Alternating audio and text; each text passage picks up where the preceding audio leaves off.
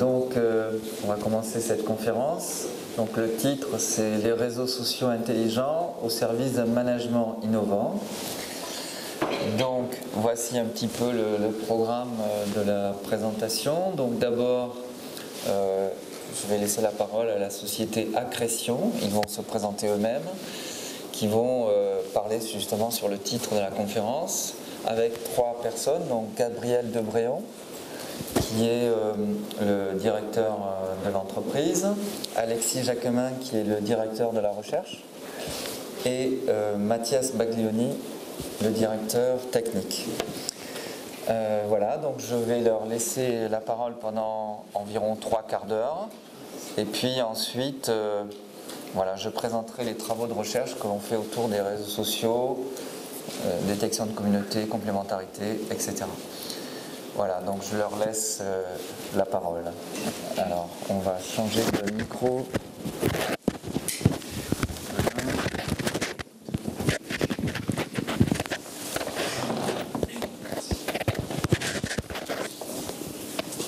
Là, c'est bon.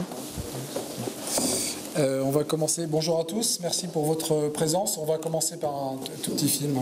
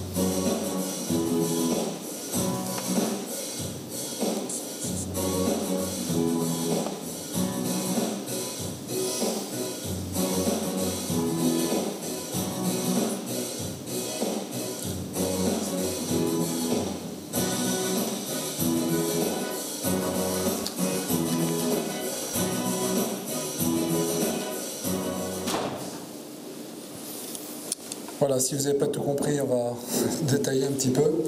Alors, je vais prendre ça, je pense que je vais être plus à l'aise. On va passer la présentation.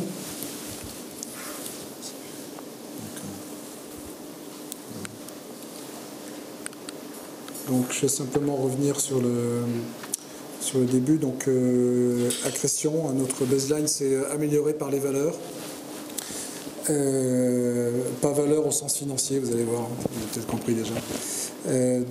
Gabriel Debréon, c'est moi-même, Alexis Jacquemin qui est à ma gauche, et donc Mathias qui est le directeur produit. Voilà.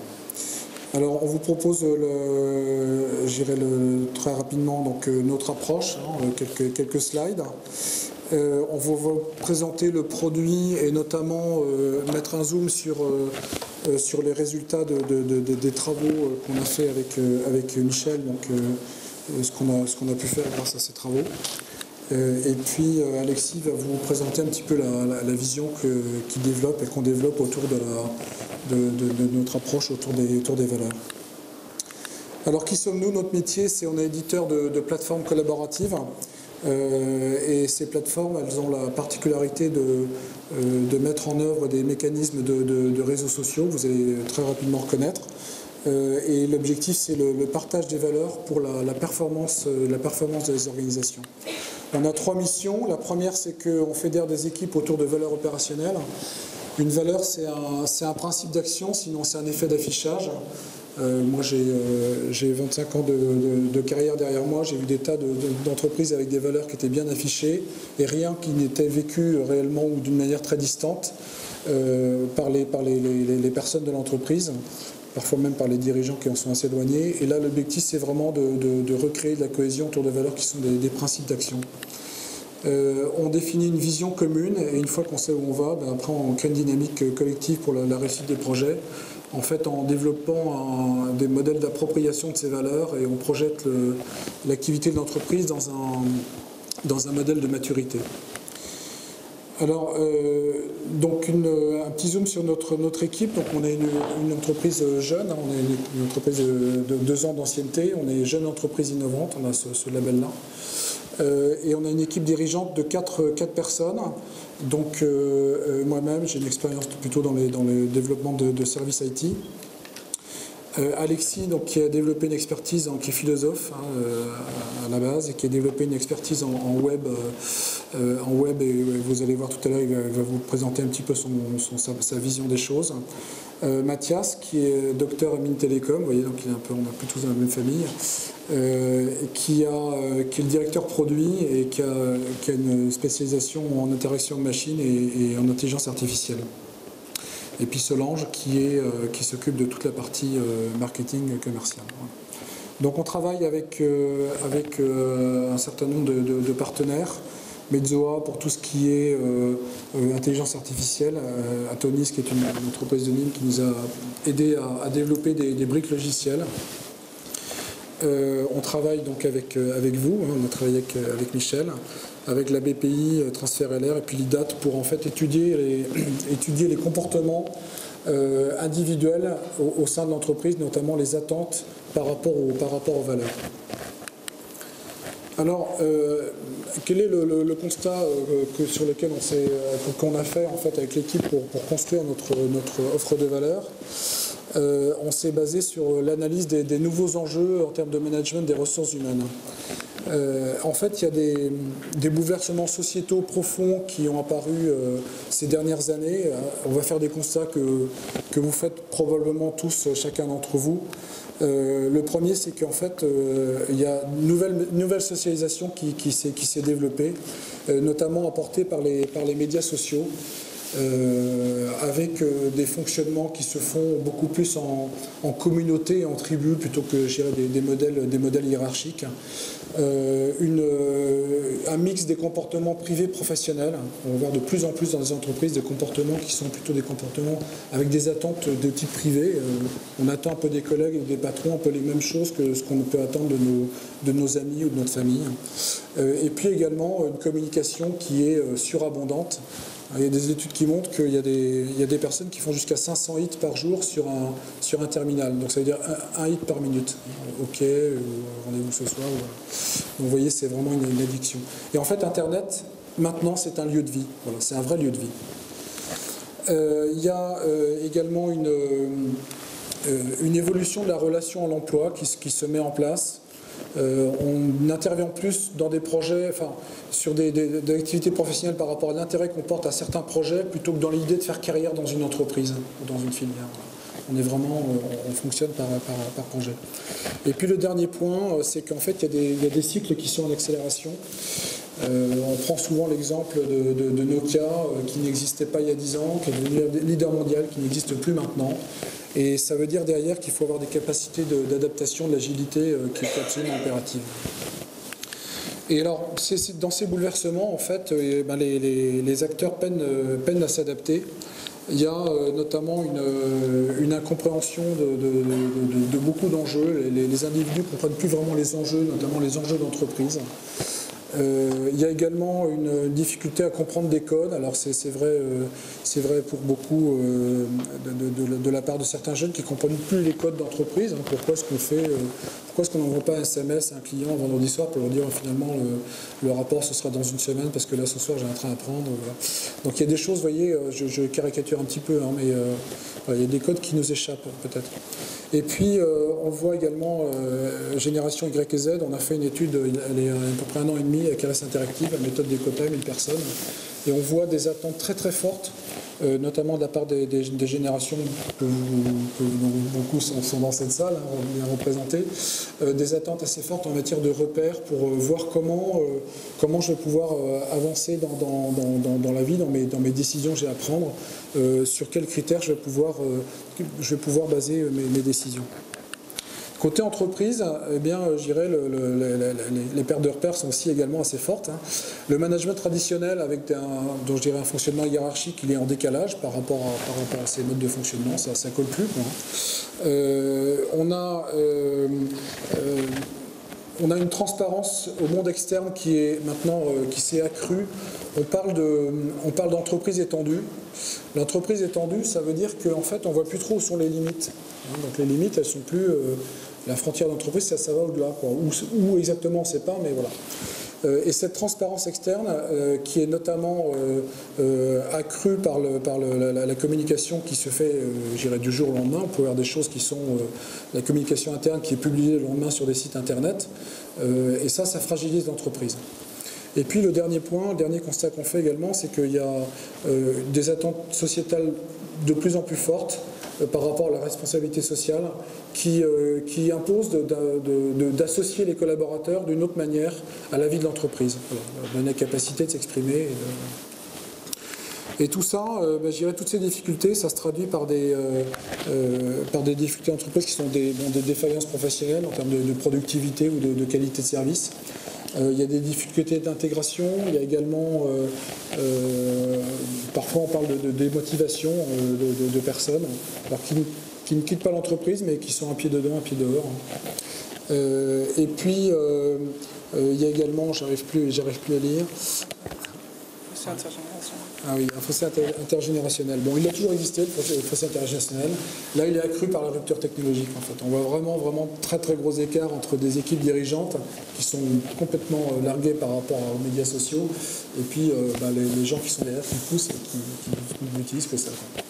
Voilà. Et puis, le dernier constat, c'est que si on n'est pas agile, eh bien, on est très fragile, en fait. Voilà. Ça fait écho à Nokia. Et donc, pourquoi accrétion? Eh bien, tout ça, en fait, ce sont à peu près des besoins nouveaux en matière de ressources humaines, des besoins de régénérer de l'engagement. Voilà, ça c'est essentiel dans des structures qui ont des périmètres, des frontières qui sont floues, de pouvoir rapprocher les entreprises et la culture digitale.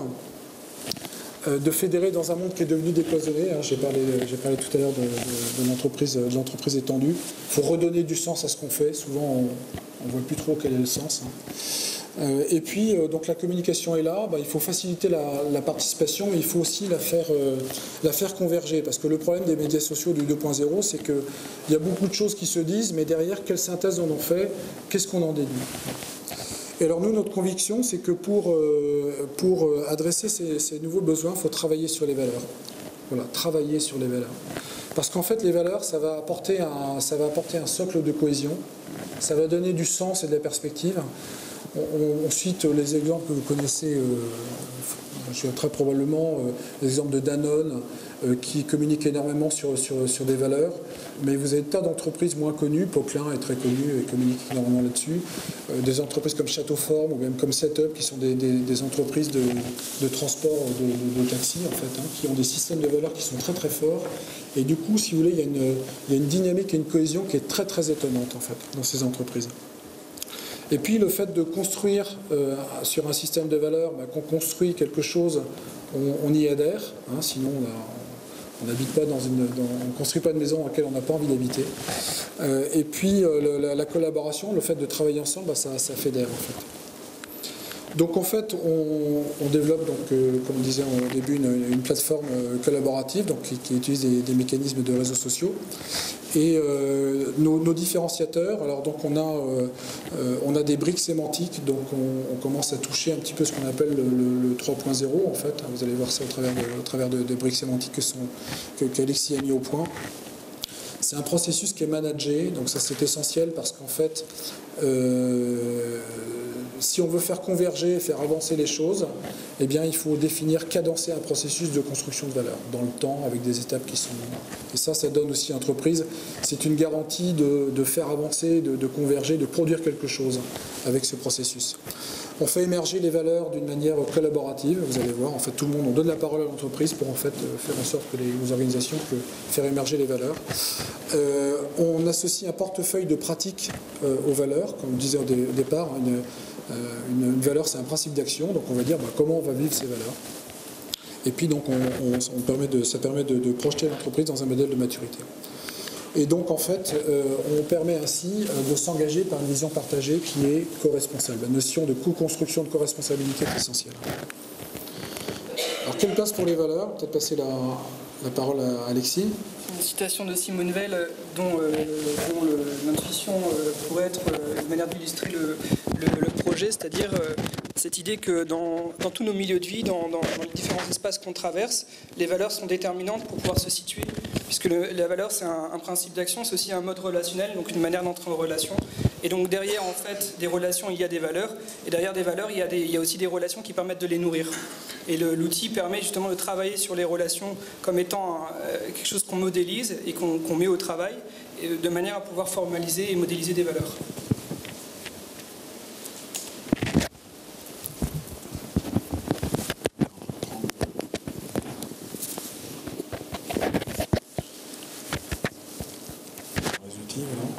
Donc en fait les apports pour l'entreprise, ça permet de développer une vision entreprise, la cohésion d'équipe, de renforcer le sentiment d'appartenance. Ça donne aussi les clés d'une adhésion au changement. Quand vous êtes d'accord sur le fond, après les modalités organisationnelles, elles deviennent moins importantes bien sûr, mais elles deviennent un peu plus secondaires. C'est un outil de communication, c'est un marqueur stratégique, par exemple la marque employeur. Voilà, donc on développe en fait une gamme autour de ces concepts-là, une gamme dont vous voyez il y a un cadran en fait, hein, donc une gamme Accrétion Manager pour l'entreprise, Accrétion Academia c'est pour tout le monde de la formation, et puis on a, j'irai dans les cartons, deux autres domaines d'application que sont le marketing. L'idée en fait c'est d'identifier des communautés de valeurs pour co-construire les produits de demain. On peut de plus en plus en fait émerger ces préoccupations, en fait, centres d'intérêt. On veut pouvoir travailler avec des entreprises ou acheter des produits d'entreprise qui respectent un certain code de valeurs, en fait, et on va pouvoir dire quelles sont les valeurs qu'on attend.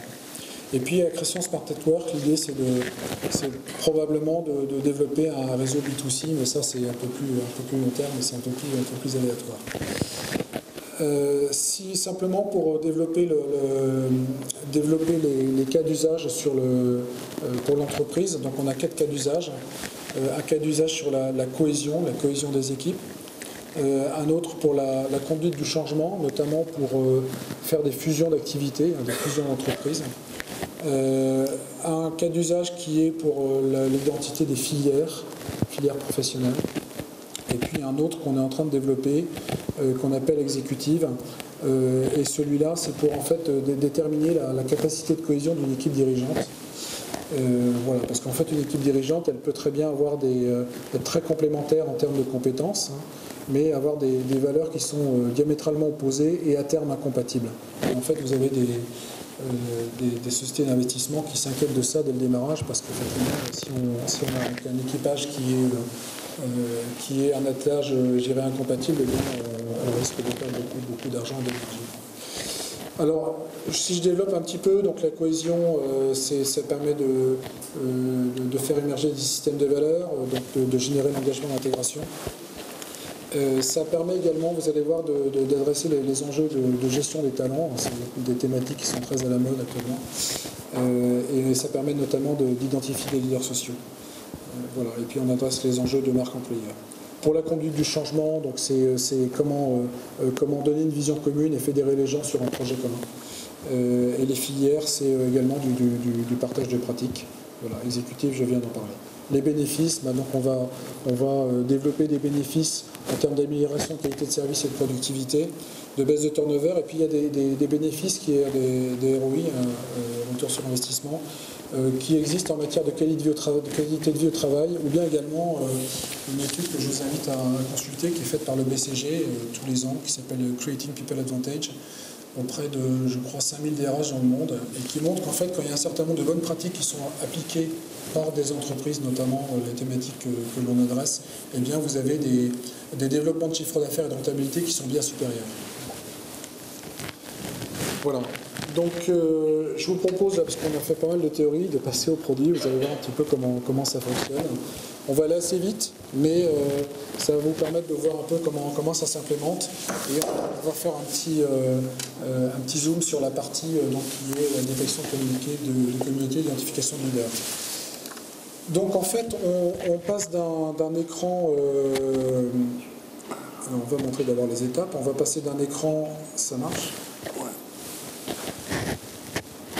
Petit réglage. Voilà. Donc en fait, vous allez voir, il y a un écran de Community Manager et un écran de participant.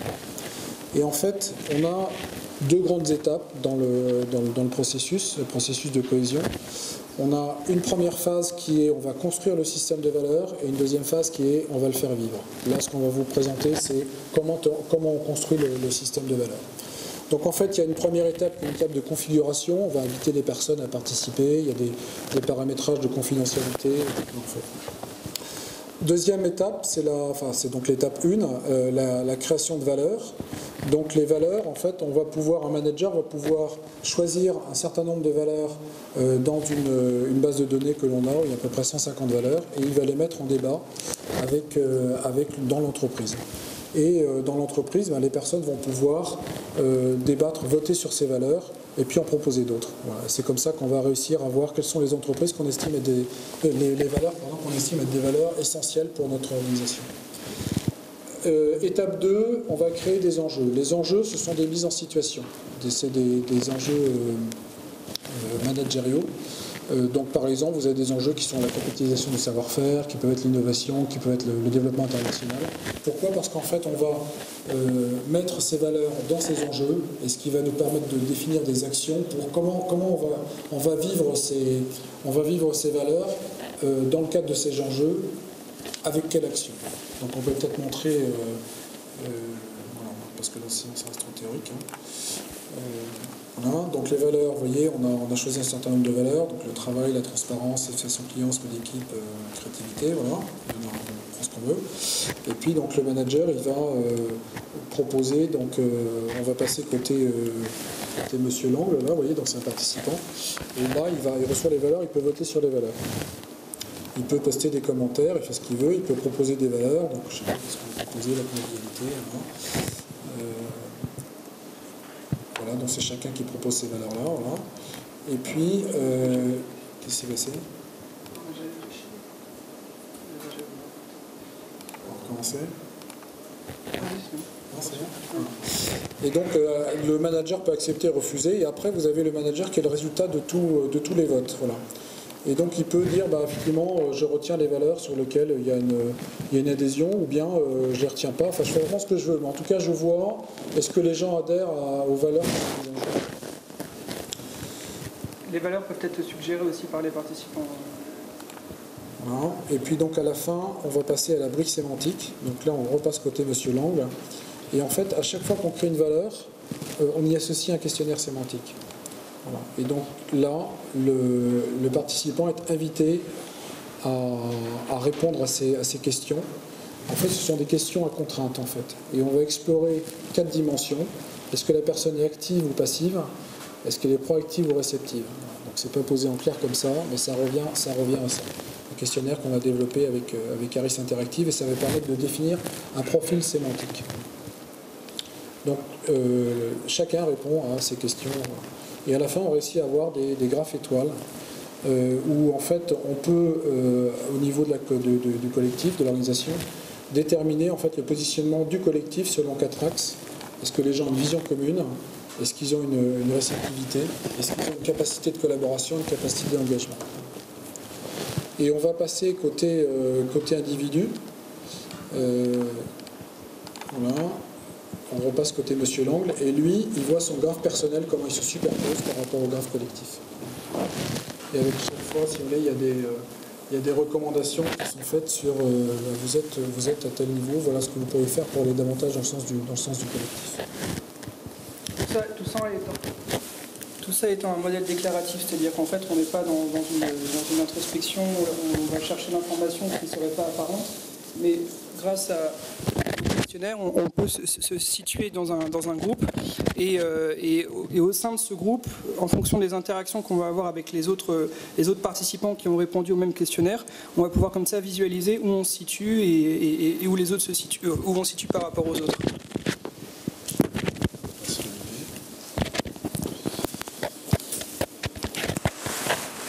Voilà, donc ça c'est la première étape. L'étape de création d'enjeux, donc là on avait un enjeu d'innovation. On peut créer un enjeu. On ne peut pas créer d'enjeu. On avance.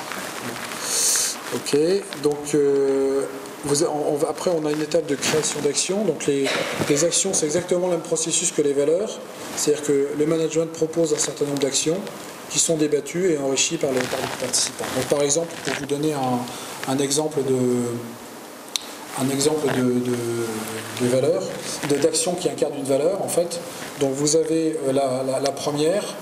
Je vais mettre mes lunettes pour voir quelque chose. Donc vous avez l'enjeu innovation. Voilà. Dans lequel il y a une valeur qui est la valeur créativité. Et l'action qui permet d'incarner cette valeur, qui a été définie par le groupe, c'est par exemple de mettre en place des équipes de travail disciplinaires. Voilà. Ça, c'est une façon de s'assurer que la valeur créativité est portée dans cet enjeu-là. Donc, vous voyez un peu le type d'action qui permet d'incarner en fait, les valeurs. Donc, une fois que ce débat a eu lieu, donc le débat collectif, on va après rentrer dans une logique de priorité. Donc là, on va retrouver, pour l'enjeu innovation, toutes les pratiques qui ont été définies d'une manière collaborative qui permettent de faire vivre cet enjeu-là. Et donc, M. Lang, il est invité à définir quelles sont ses priorités. Donc, priorité haute, moyenne ou basse. On peut dire que telle pratique, c'est important pour moi, ou ça n'est pas. Tout le monde fait la même chose pour chaque enjeu. Et donc, après, ça permet d'avoir une forme une priorisation. Donc, on va voir les valeurs qui sont placées. Voilà. Et puis on va voir après les actions qui correspondent à ces valeurs. Et on a voilà, donc avec chaque fois des capacités de filtre. Et alors là, c'est là où on va voir en fait la capacité, ce qu'on fait avec Michel.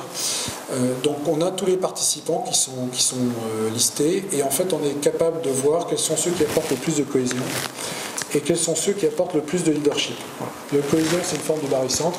Le leadership, c'est les gens qui proposaient peut-être que M. Lambert il a proposé une ou deux actions, mais tout le monde dit ça, c'est une pratique qui est essentielle, et donc on vote pour la pratique. Et derrière, ce qu'on peut faire, c'est on fait de la détection de communauté. On réussit à définir des clusters avec une correspondance de couleurs. Là, je peux vous passer la parole à Mathias. Là, ce qu'on a fait, c'est en se basant sur les travaux du LGI2P qui nous permet donc de faire de la détection de communauté. On utilise à la fois en fait la complémentarité que vont avoir les différents individus au niveau de leur positionnement sur les valeurs, c'est-à-dire à partir des questionnaires sur lesquels ils ont répondu, et en même temps la similarité qu'ils ont dans la priorisation, qu'ils font des actions, qui nous permet en fait de définir une priorisation sur les valeurs elles-mêmes. Et à partir de là, en utilisant donc les travaux qui ont été menés, on va être capable de détecter des communautés. Donc là, c'est des communautés qui sont basées sur l'ensemble des valeurs qui étaient présentes dans le système, mais après, on peut très bien aussi proposer d'utiliser les valeurs comme filtre et de pouvoir choisir en fonction de telle ou telle valeur différentes communautés, et d'avoir les communautés qui se redessinent en fonction des valeurs qu'on va utiliser pour filtrer justement les individus. Un des intérêts pratiques, c'est de reconnaître des personnes qui auraient intérêt à travailler ensemble. C'est-à-dire des personnes qui sont dans une même communauté, c'est des personnes qui partagent des valeurs complémentaires et qui ont une similarité dans leurs objectifs, dans leur manière de concevoir leurs priorités. Et donc des personnes qui, au vu de ce qu'ils déclarent, sont plus à même d'avoir une synergie dans leur travail.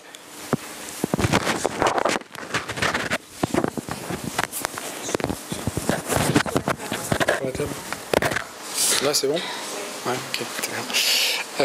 Voilà, un dernier avantage de ça, c'est que le classement, je dirais, n'a pas grand sens en soi. Vous voyez, on peut être un petit peu devant, un petit peu derrière, ça n'a pas beaucoup de sens. Ce qui est surtout intéressant aussi, c'est qu'on peut détecter des personnes qui vont être des leaders de communauté, qu'on va pouvoir intégrer dans des groupes de travail après, vous voyez, pour construire des plans d'action sur la proposition des valeurs, ainsi de suite.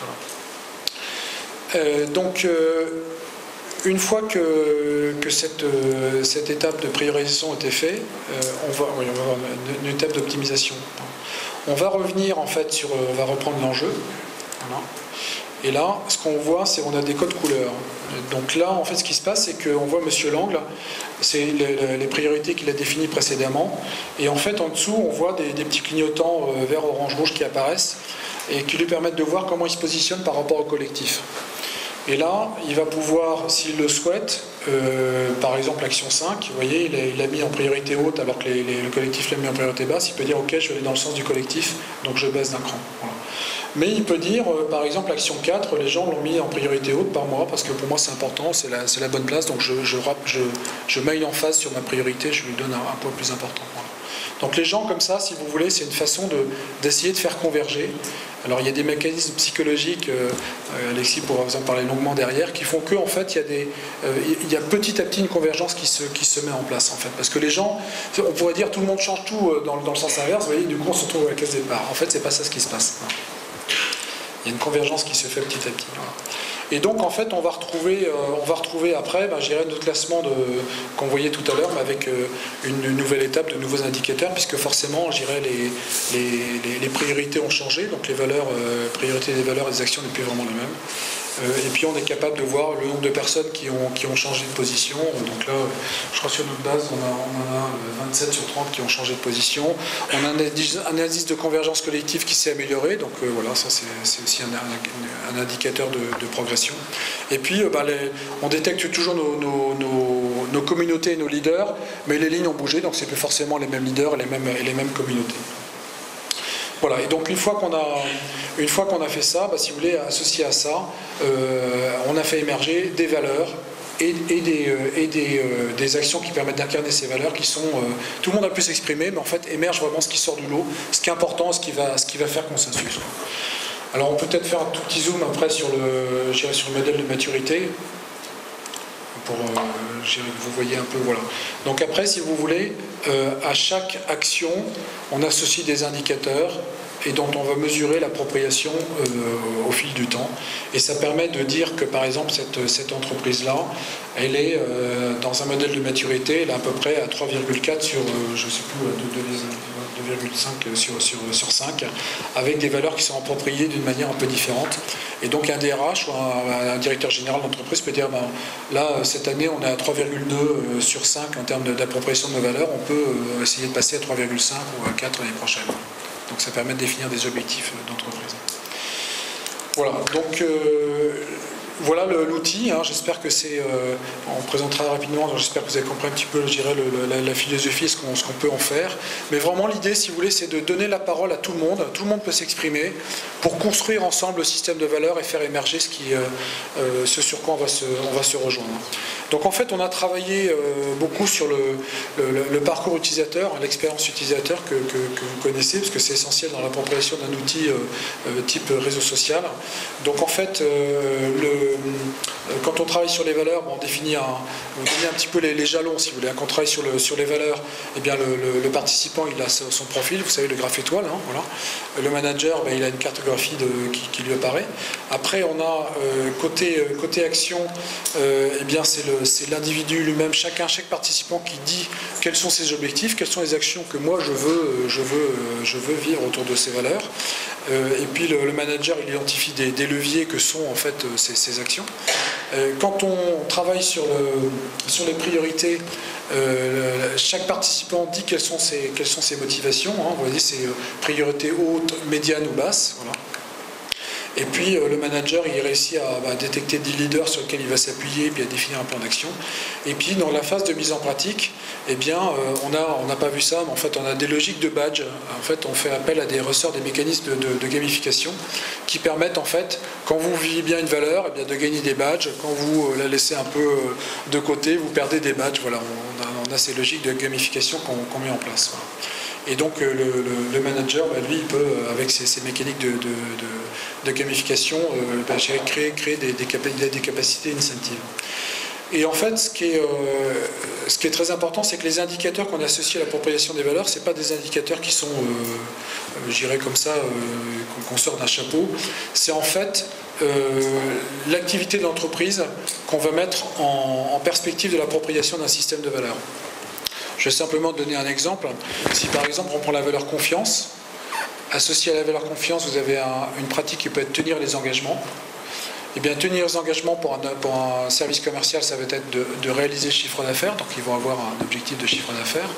Pour une entité de support, ça va être de traiter, je sais pas moi, 90% des réclamations en moins de 2 jours, et ainsi de suite. Vous voyez, donc en fait, les valeurs, c'est des pratiques qui sont assez génériques pour que tout le monde s'y retrouve. Et puis derrière, les indicateurs sont vraiment associés à votre activité du quotidien. Et donc c'est comme ça en fait qu'on met en perspective de l'appropriation d'un système de valeurs une activité d'entreprise. Alors, le champ d'application, eh bien, on peut appliquer l'outil de construction de système de valeurs à l'entreprise. On peut l'étendre quand on invite des personnes à participer à ce système de valeurs à l'entreprise étendue, au périphérie de l'entreprise ou également à l'écosystème. Ce qui permet en fait de créer des containers de participants et de valeurs qui sont à géométrie variable et qui permettent d'adresser des enjeux qui sont différents en fait. Alors notre positionnement, en fait, on est sur 2 axes. Notre outil, il traite des valeurs, voilà, et puis on travaille dans l'interactivité sociale. Alors notre positionnement, on a positionné un certain nombre d'acteurs sur cette cartographie. Il y a 3 types d'acteurs en fait. Il y a des cabinets de conseil, de consultants qui travaillent sur les valeurs, qui ont parfois des outils. Vous avez pas mal d'outils style Serious Game, et puis vous avez, donc ça c'est en orange, et puis vous avez tous les réseaux sociaux.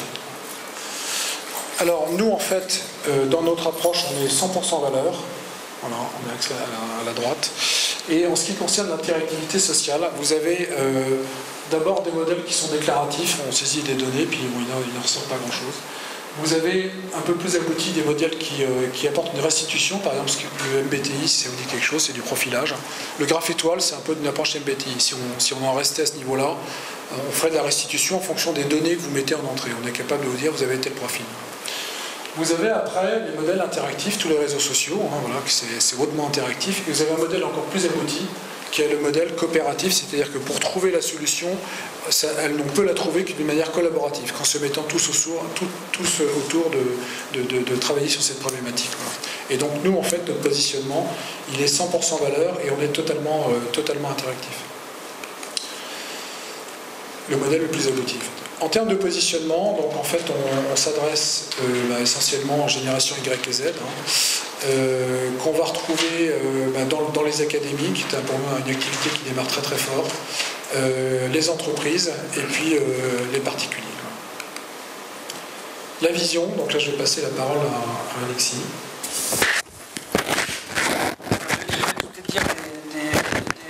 Éléments qui vont apparaître comme des banalités pour certains et puis pour d'autres ça permettra de redonner un cadre.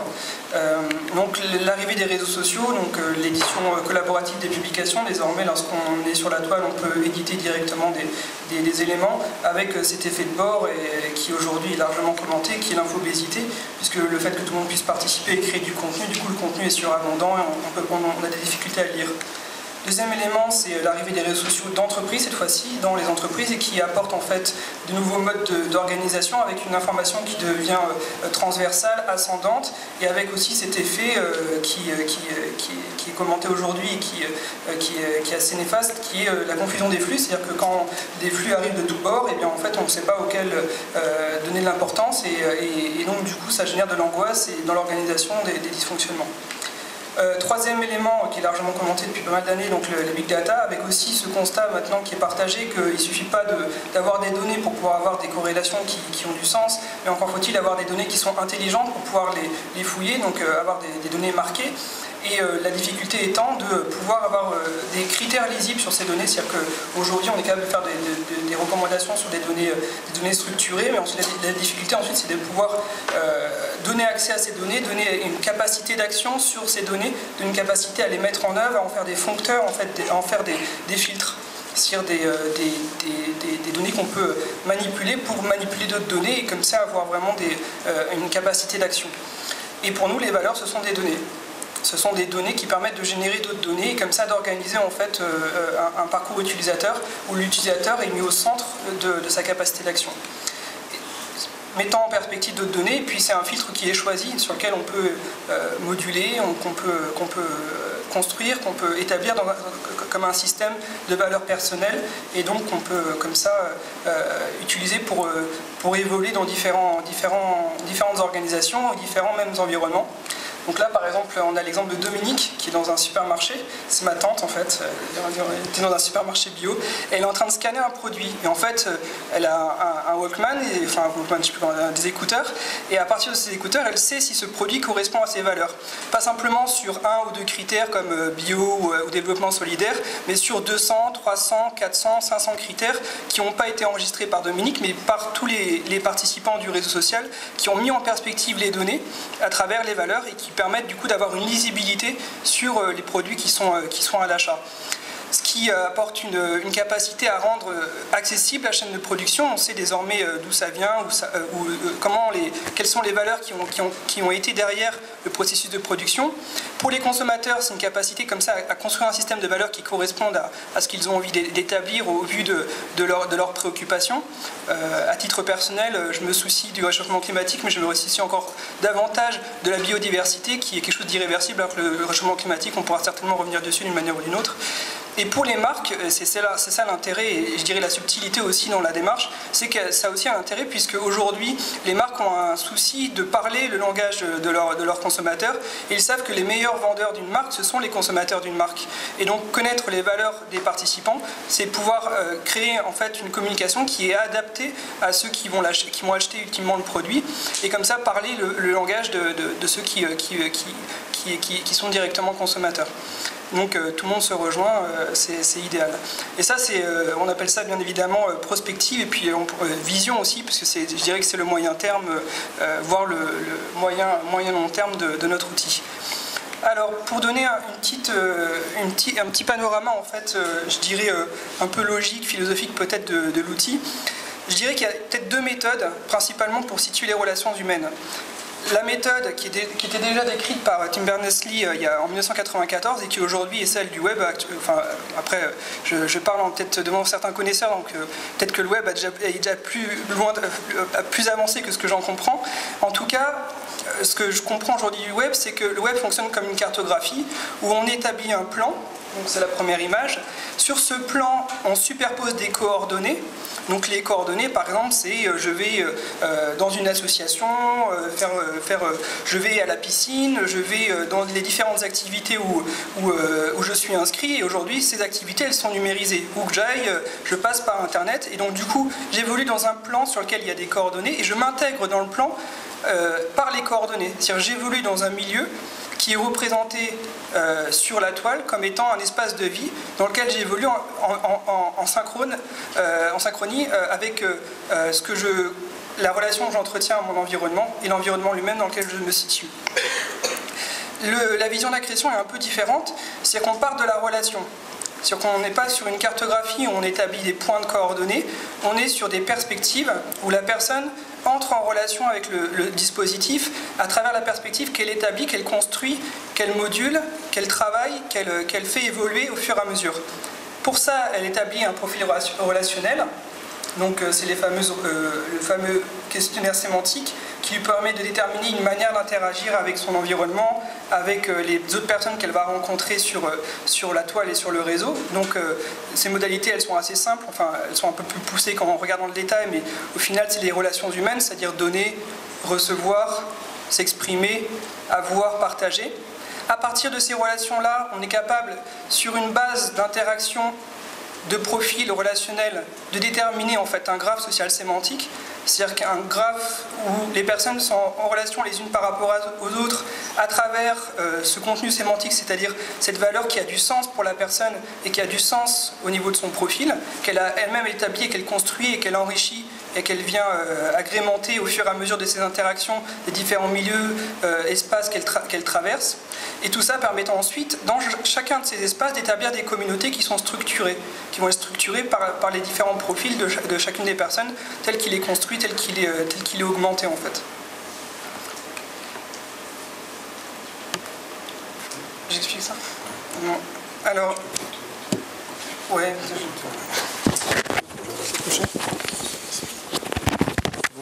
Là pour expliquer, Ouais, C'est un schéma assez complexe.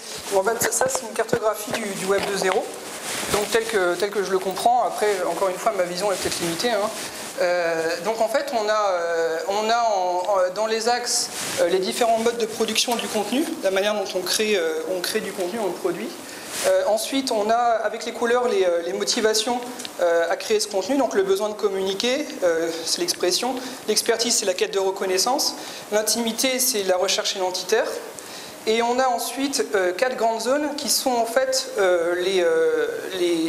cette fois-ci pas les modes de production du contenu, mais les dynamiques identitaires et de construction du contenu. Donc avec des modes qui sont très connus, donc le selfish où la personne est mise au centre, le collaboratif, là on est plutôt dans un fonctionnement de tribu, de groupe, tout ce qui fait office de recommandation, et puis la démarche plutôt encyclopédique qui est la construction du savoir en tant que tel. Donc au croisement de ces axes, on a différents réseaux sociaux que vous reconnaîtrez, que vous connaissez très certainement. En matière de partage de contenu, il y a tout ce qu'on peut appeler du social branding, donc avec Facebook, Twitter, où là il est question de partager le contenu plutôt que le créer. Au niveau de la création du contenu, tout ce qui concerne les tribus, cercles d'amis avec WhatsApp, Snapchat, Vine, donc où le contenu cette fois-ci est l'objet d'une communication, d'une construction où les personnes sont vraiment créatives. Et puis, à l'intermédiaire du selfish et du collaboratif, c'est tout ce qui concerne les jeux de guilde, donc, comme World of Warcraft, donc, où ici, on est dans une démarche vraiment identitaire. Au niveau collaboratif, côté interprétation du contenu cette fois-ci, c'est-à-dire le fait de donner du sens, donner une signification, on a l'apparition d'un phénomène à mon avis qui va aller croissant, sa croissance dans les années à venir, qui est ce que j'appelle les constructions ludiques. C'est la construction d'environnements dans lequel les personnes peuvent créer et où la création elle-même apporte une signification, apporte un véritable intérêt du fait de la construction, comme Minecraft. En matière de connaissance de soi, donc des réseaux qui existent depuis quand même pas mal d'années, comme Ask ou Yahoo Answer, où les personnes en fait vont chercher à se comprendre en posant des questions à d'autres personnes, et où le contenu cette fois-ci va être vraiment centré sur la construction personnelle, le développement personnel, et où les réponses attendues concernent en fait d'autres acteurs qui n'ont pas forcément une expertise particulière. Donc on reste dans le collaboratif, mais on entre déjà dans la recommandation. En matière de recommandation, dans l'interprétation du contenu, on a tous les sites d'avis comme Allociné, TripAdvisor et puis tous les sites e-marchands où cette fois-ci c'est les objets de consommation eux-mêmes qui font objet de recommandations. Dans la matière d'organisation du contenu, donc ce que j'appelle organiser un contenu, c'est le fait de le mettre en perspective, de l'inscrire dans une vision en fait, de lui donner un sens. On a tous les réseaux d'albums d'art comme Pinterest, où cette fois-ci on va mettre en scène des fils de discussion autour des fils des déroulements d'objets d'art ou de design ou autre autour de manière avec une thématique. Et puis des phénomènes qui sont assez peu connus du grand public, mais qui sont très intéressants, comme les phénomènes de curation, donc avec Pearltree, Coopit, où cette fois-ci le contenu est à mi-chemin entre la recommandation et l'encyclopédie, puisqu'en fait les contenus, on va les inscrire dans une démarche où on va leur donner, les établir dans une vision, leur donner une thématique, leur donner du sens pour les autres chercheurs de ce contenu, et en même temps dans une démarche où on cherche déjà à modéliser un savoir, à construire un savoir.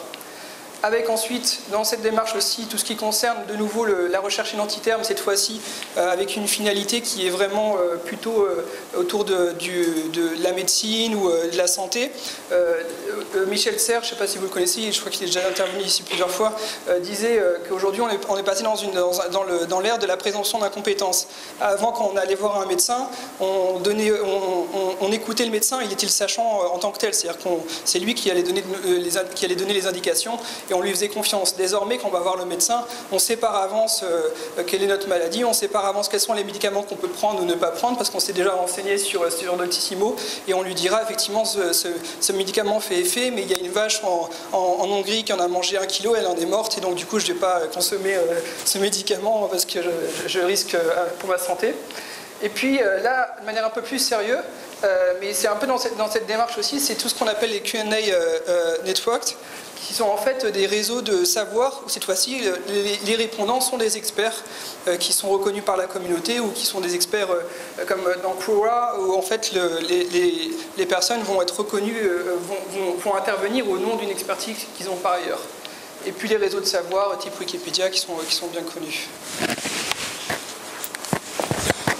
Donc dans ce contexte-là, nous on intervient à 4 niveaux. Et on vient en fait remplir les trous, on est des bouches-trous, voilà, pour des phénomènes qui ne sont pas vraiment couverts. Donc au croisement du selfish et du collaboratif, ce qui manque peut-être c'est de la sagesse. Parce qu'en fait, quand on construit une identité, cette identité elle n'a pas forcément du sens. Quand on construit un profil sur World of Warcraft, on acquiert une compétence, mais cette compétence-là, à part dans World of Warcraft, elle n'a pas vraiment d'utilité. Ce qu'on essaie d'apporter à travers les valeurs, c'est un contenu qui est créé, qui est modulé, qui est construit, mais qui a du sens puisqu'on travaille sur les valeurs et les valeurs en tant que telles, elles sont sinon universelles, en tout cas partagées par plusieurs personnes au-delà du réseau lui-même. Quant à l'interprétation du contenu, en matière de pertinence, l'enjeu, c'est un enjeu de sélection aussi de l'information, de pertinence, puisque le contenu qui est produit par tout et n'importe qui, il n'a pas forcément du sens, il n'a pas forcément en tant que tel une expertise qu'on peut reconnaître. Et donc du coup là, l'intérêt de passer par les valeurs, c'est de pouvoir cibler, de pouvoir construire un savoir qui va avoir du sens. Qui va être reconnu comme tel. Au niveau de l'encyclopédie, la recommandation, la capacité à distinguer le contenu, c'est-à-dire à pouvoir avoir ces fameux filtres dont on parlait tout à l'heure, pour pouvoir justement sélectionner le contenu qui nous intéresse et de pouvoir créer des scénarios d'appropriation du contenu en fonction de ce qu'on veut voir apparaître dans son profil et dans son parcours. Et au niveau de l'expertise en tant que telle, c'est peut-être l'universalité, justement, c'est la prétention et la présomption peut-être, mais l'ambition aussi de la philosophie, à rassembler le contenu de manière universelle, à créer... alors, la création n'est pas un système, c'est un moteur, mais le moteur en tant que tel permet aussi d'agréger et de créer je dirais un fil conducteur, une valeur entre les valeurs pour pouvoir justement donner une forme universelle au partage de contenu. Je vais laisser la parole à Michel maintenant. Tu veux conclure peut-être ? On a juste un slide de conclusion.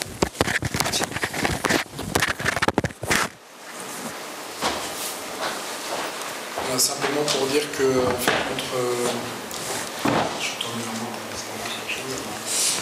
en fait, notre offre de valeur, c'est d'être catalyseur de valeur.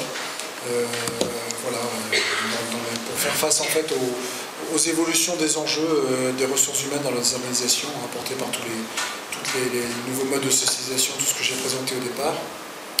Nos forces, en fait, c'est qu'on mobilise une technologie sociale qui est innovante. Hein, vous avez vu, on ne la voit pas dans beaucoup de produits. Elle apporte réellement de nouvelles capacités de cohésion, en fait, en détectant des capacités à fédérer des communautés sur le réseau et détecter des leaders. Et en fait, ça permet de recréer, en fait, de redonner du sens à des communautés et donc d'améliorer la productivité parce qu'en fait, ça rebooste les équipes et c'est ce que l'on constate dans l'usage de notre produit. Voilà, merci.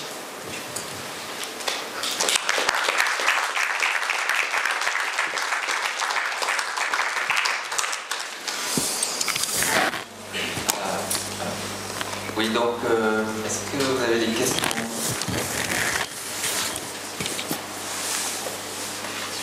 Petite question. C'est beaucoup de valeurs. Est-ce que si on réduit les employés ou les hommes juste aux valeurs, est-ce qu'on ne perd pas un peu l'aspect humain ? Tu veux ? Ouais, c'est philosophe. En fait, en dehors des valeurs, l'humain n'est pas grand-chose. Parce que l'humain, il se construit à travers des relations. et que toutes les relations se construisent à travers des valeurs. Donc si tu veux déterminer un mode relationnel, c'est-à-dire une humanité, il faut construire cette humanité. Ce qui aujourd'hui est partagé par beaucoup, peut-être pas par tout le monde, mais en tout cas par beaucoup, c'est que notre humanité est une construction, donc, qui découle en fait de modes relationnels qui ont été établis pas que par les philosophes, mais ils y ont largement contribué, et par des concepts en fait. Et donc on parle de transhumanisme aujourd'hui, et Accrétion s'inscrit peut-être dans cette démarche dans le transhumanisme, d'apporter un outil de construction d'une humanité, et surtout de plusieurs humanités, puisque derrière des valeurs, et ben en fait on construit des humanités. La question par contre qu'il faut voir, qui aurait peut-être derrière, c'est les valeurs, c'est un mode d'évaluation. Or, tout dans l'humain n'est pas évalué. Mais ce qui constitue l'humanité, comment dire, au-delà de l'évaluation, c'est surtout le mode relationnel et la manière dont on détermine la relation entre les personnes. Et ça, c'est intensif.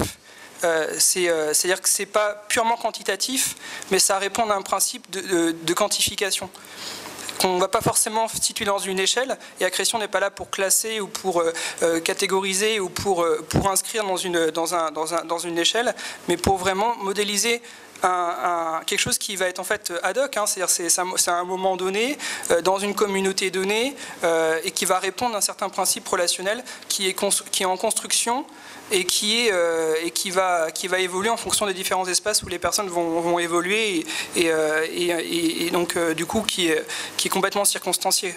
Et c'est en ça que ça offre une multiplicité de perspectives, et donc du coup une multiplicité de construction des humanités.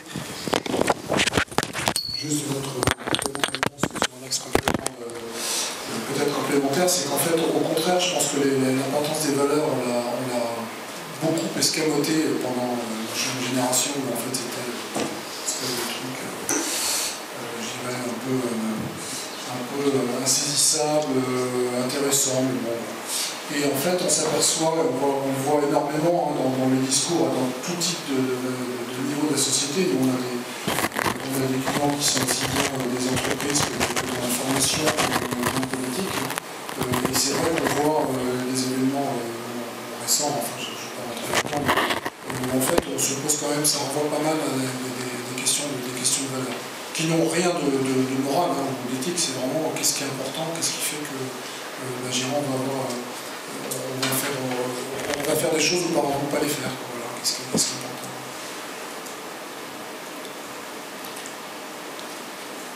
Sur votre outil, l'individu, qu'est-ce qu'il voit? Il voit les valeurs partagées et ses valeurs à lui, ou il voit aussi les valeurs individuelles des autres utilisateurs? Il a accès à ce qui lui est personnel, il ne voit pas le profil individuel des autres personnes.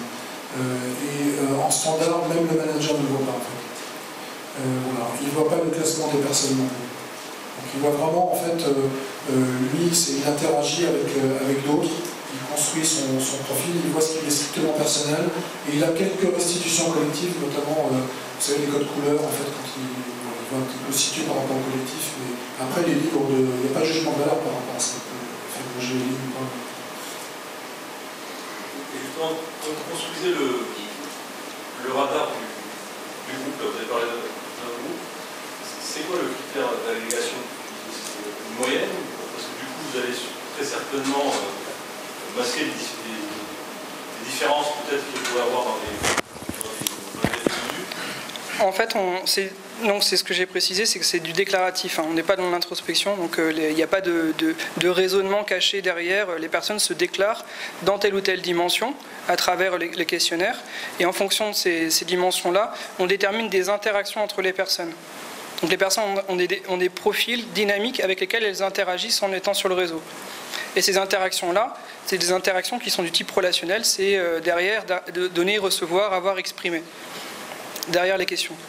Et ces relations-là, ensuite, on les met en perspective d'une fonction d'énergie, en fait, on peut l'appeler comme ça. On va faire circuler des flux à travers les profils qui sont eux-mêmes reliés par un deuxième niveau d'information qui sont les priorités. Et en fonction de l'agrégation entre les profils interactionnels et la fonction d'énergie qui circule par des niveaux d'incrémentation dépendant en fait des priorités de chaque individu, on est capable comme ça, pour un ensemble de valeurs données, qu'on peut choisir aussi de déterminer comment est-ce que la fonction augmente ou diminue la circulation de l'énergie, et donc comment est-ce que les personnes sont capables relationnellement de faire circuler l'énergie et donc du coup de se relier dans le graphe social en fait.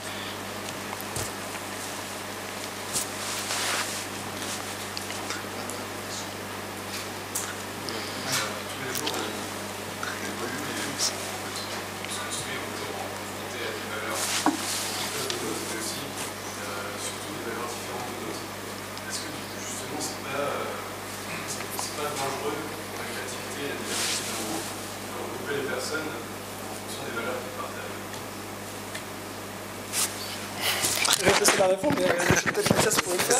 En fait, alors ça c'est aussi une subtilité du principe du logiciel, c'est qu'en fait on ne regroupe pas des personnes sur des valeurs qui sont similaires, mais des manières complémentaires d'aborder les valeurs.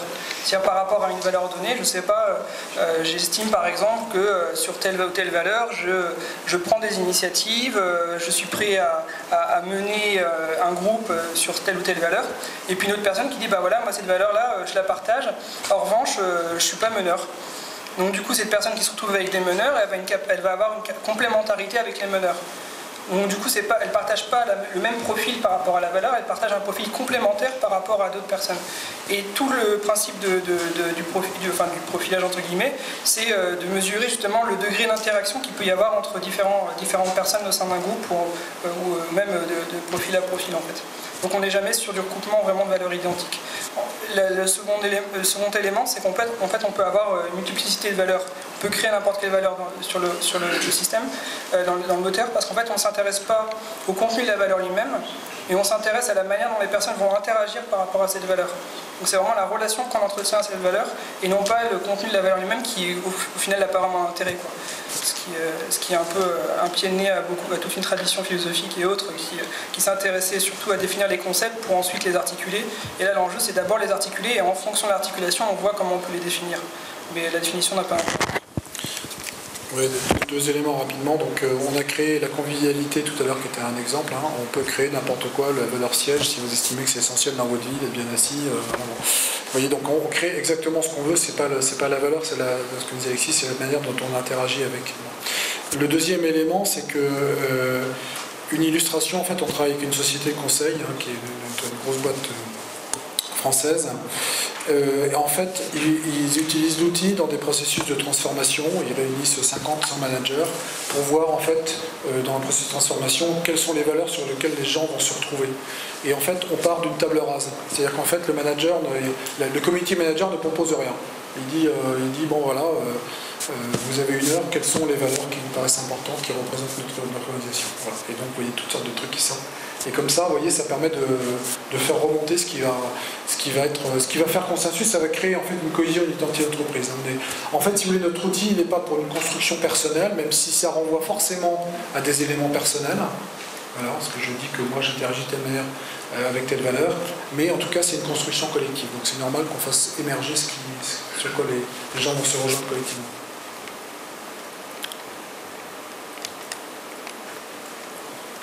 Merci. Vous voyez, on vient sur l'indice de leadership que j'ai.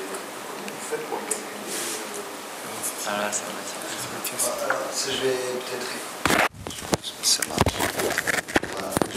Alors, le leadership, la manière dont c'est calculé, c'est-à-dire que les gens ont la capacité de proposer à la fois des valeurs et des actions qui vont être soit réintégrées dans le système, soit refusées par l'animateur.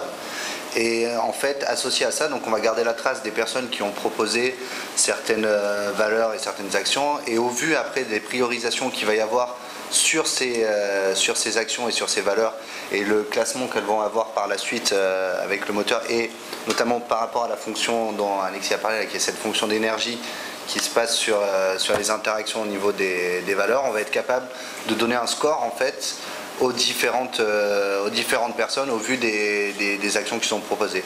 Par exemple, quelqu'un qui a proposé 10 valeurs qui n'ont pas été reprises ou qui n'ont pas été plébiscitées par par l'ensemble de la communauté va gagner moins de points que quelqu'un qui aurait proposé une valeur où tout le monde a voté pour cette valeur et où les personnes ont placé cette valeur comme étant une valeur prioritaire au vu des actions qui sont choisies. Donc c'est calculé par rapport à l'ordre que l'individu a dans sa tête sur l'ensemble des actions et l'ordre collectif sur l'ensemble des actions. Mais par rapport à l'ordre, le delta il soit entre l'ordre collectif sur les actions et l'inclination initiale de l'individu, où cet individu il change aussi d'avis au fil du processus. Ouais. Donc l'indice de leadership il est calculé entre l'indice collectif, enfin l'ordre collectif et l'ordre initial de l'individu, ou bien entre l'ordre final de l'individu et l'ordre final du collectif. Non, il est calculé en fait sur l'ordre collectif. C'est-à-dire que c'est ce qui a été généré collectivement. Quand on arrive à la phase, en fait, après la première phase de positionnement de tous les individus, c'est après cette première phase-là qu'on va être capable de calculer en fait le score pour chaque individu. Et après, au vu à chaque optimisation, le score va être recalculé, parce qu'après il y a une séance où on peut optimiser et modifier donc les positionnements, et ce score-là va être recalculé au vu des différentes optimisations. Donc sur le même principe, vous pourriez calculer un indice de follower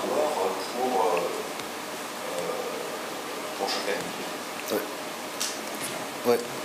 Et pour chaque individu, vous pourriez définir les autres comme une espèce d'ensemble flou avec un degré de follower sur chacun. Comme des followers potentiels avec des degrés qui sont plus ou moins. Ouais.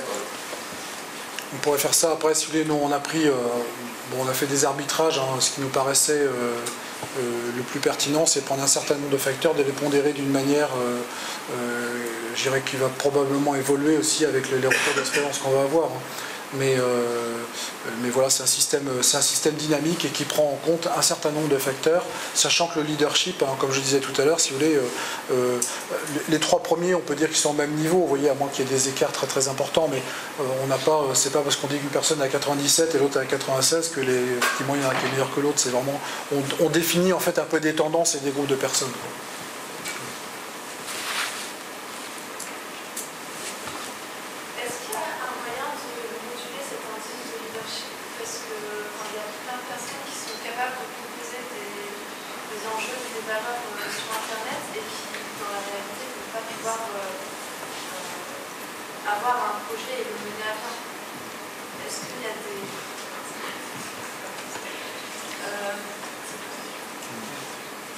Est-ce qu'il y a un moyen de modérer l'indice de leadership? Parce qu'il y a plein de gens qui vont pouvoir proposer des valeurs via Internet, des projets, des enjeux, mais qui, dans la vraie vie, entre guillemets, ne vont pas être capables de les mener à bien parce qu'ils sont trop timides, trop réservés, ou qu'ils ne sont pas... Ben, en fait, notre outil qui est un réseau social, il donne normalement plus de liberté aux personnes de s'exprimer. On n'a pas parlé du tout, mais il y a des profils de confidentialité qui permettent de s'exprimer via des pseudos et ainsi de suite. Donc là, on pourrait encore en parler pendant longtemps, mais bon, il faudrait qu'on arrête. Mais enfin, si vous voulez, on met en place des capacités pour que, en fonction de la culture d'organisation, les personnes s'expriment librement. Donc après, si vous voulez, si les personnes ne se saisissent pas du forum qui leur est offert au travers de cet outil, voilà, on ne peut pas trop aller contre ça, quoi. Donc, si vous voulez, il y a vraiment une capacité d'expression qui est libre et qui est normalement facilitée par la façon dont on paramètre l'outil. Après, si vous voulez, c'est l'adhésion des autres. Est-ce que les personnes se reconnaissent dans ces valeurs, ces propositions? Là, je dirais, si la réponse est non, la personne n'est peut-être pas leader, quoi. Vous voyez, donc... Vous pouvez vous exprimer, en tout cas, vous pouvez dire vraiment ce que vous avez envie de dire, et ça, c'est important. Hein. Mais après, ce qui va remonter, c'est vraiment ce sur quoi les gens vont se rejoindre, en fait.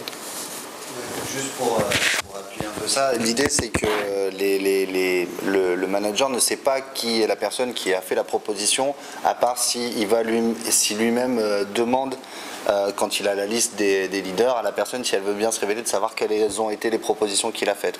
C'est-à-dire qu'au moment où il reçoit les propositions d'action ou de valeur, il ne sait pas qui l'a fait. Donc ça permet à l'utilisateur de pouvoir proposer librement sans avoir la peur de pas oser du jugement des autres et de s'exprimer. Et puis l'idée, c'est pas tellement de savoir qui est bon pour proposer ou pas, c'est plutôt d'essayer de trouver les personnes sur qui on va pouvoir s'appuyer pour mettre en place les différentes actions qui ont été proposées. C'est-à-dire de voir si ces personnes-là qui vont sûrement être moteurs si on met ces actions après dans le quotidien et dans l'entreprise. Puis le support en tant que dynamique, c'est-à-dire qu'il y a une situation donnée au départ qui est déclarative, et puis ensuite les indicateurs permettent de voir quelle est la réalité de la situation. Et chaque personne elle-même peut se situer dans cette situation-là, dans cette dynamique-là, à travers la restitution qui lui est faite, et donc du coup pouvoir faire évoluer son profil et se repositionner pour arriver à une compréhension de ces interactions qui correspond à la réalité de ce qu'elle fait.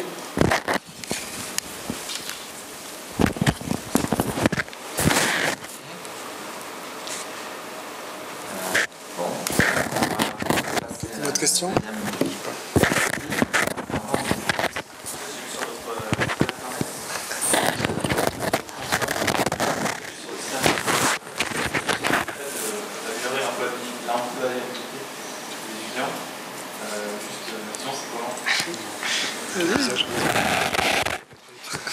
C'est un cas en fait qu'on n'a pas encore travaillé mais qu'on va faire. C'est la capacité de discernement dans les choix professionnels à travers les valeurs en fait. C'est-à-dire qu'on prend une liste au moment d'établir ton cursus, tu peux choisir tes matières, après tu choisis plutôt ton cursus dans lequel il y a des matières. Et ce qu'on entrevoit, et on a eu des confirmations avec des experts, c'est que derrière des matières, il y a des valeurs. C'est-à-dire des manières de... je sais pas, Gabriel donne à chaque fois l'exemple de la rigueur pour certains métiers. Donc des modes relationnels qui sont plus propices, dans lesquels les métiers sont plus... où tu as plus de facilité et de capacité en fait, à suivre en fait. Donc en fonction de ces valeurs-là, tu peux comme ça discerner quels sont tes métiers, les métiers dans lesquels tu vas pouvoir exceller au vu de tes valeurs. Par exemple, si on prend les métiers de financier ou d'audit, ça va peut-être faire appel à des valeurs d'intégrité, de rigueur. Voilà. Si on prend des métiers commerciaux, c'est plutôt des valeurs de communication, d'empathie ou autre. Voilà. Et l'idée en fait c'est de construire par rapport à ces métiers. Enfin, on est en train de travailler dessus, donc ce sera prêt en septembre avec un cas réel avec une université. On est en train de construire ce référentiel pour permettre en fait aux personnes de pouvoir mieux comprendre en fait vers quel métier s'orienter en fonction de ce qui est important pour elles en termes de valeurs. On a un autre exemple, ce qui me vient à l'esprit, une autre grande école où en fait les gens viennent au départ, on leur dit à la sortie vous ferez 5 métiers et en fait c'est pas 5, c'est 60.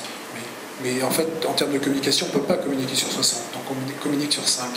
Et donc l'idée en fait c'est avec notre outil c'est de pouvoir en fait mieux serrer parmi ces 60 métiers, quels sont ceux qui vont me correspondre, dans lesquels je vais pouvoir exercer les choses qui sont importantes pour moi en termes de valeur. Et ces critères-là, tu les construis au fur et à mesure à travers les interactions que tu as sur la plateforme, dans l'environnement académique où tu es en fait. Donc c'est en fonction de ces interactions-là, tu vas pouvoir voir évoluer ton profil et du coup avoir des éléments de discernement. Après, ça reste des critères parmi d'autres. C'est certainement peut-être pas les plus importants, mais en tout cas, ils peuvent être déterminants dans un cheminement, quoi. La question ne donne pas le seul type de critère, mais c'est un critère qui est nouveau, qui est sur les valeurs. Après, il faut croiser ça évidemment avec d'autres critères de compétences. Aussi, juste terminer sur un mot.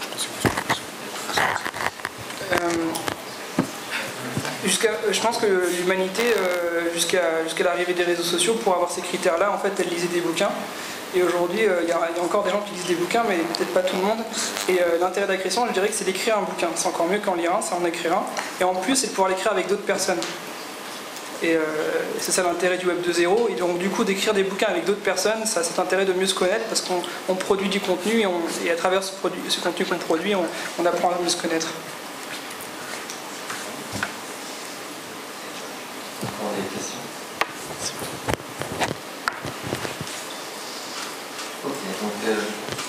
je vais présenter donc la deuxième partie, les travaux de recherche qui vont contribuer un petit peu, hein, parce que je pense qu'ils vont largement trouver d'autres travaux.